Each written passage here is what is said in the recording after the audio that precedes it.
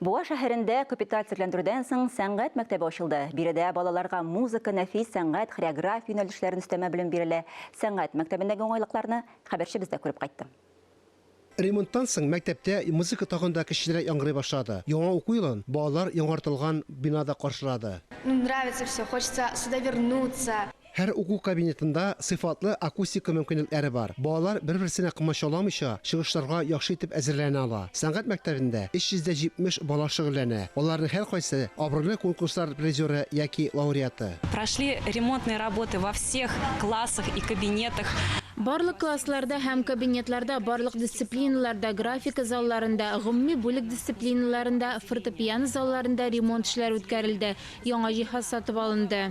Мәктәпне 40 ел чамасы элек төзегәннәр. Бу беренче капиталь ремонт. Беренче катта элек бакча булган. Хәзер исә бина тулысынча артистлар кулында. Бу бик заманча, тиешле уен кораллары белән җиһазландырылган бина. Балаларга иҗат белән шөгыльләнү өчен барлык мөмкинлекләр дә тудырылды. Районыбыздан яңа иҗат кешеләре үсеп чыгар дип ышанабыз.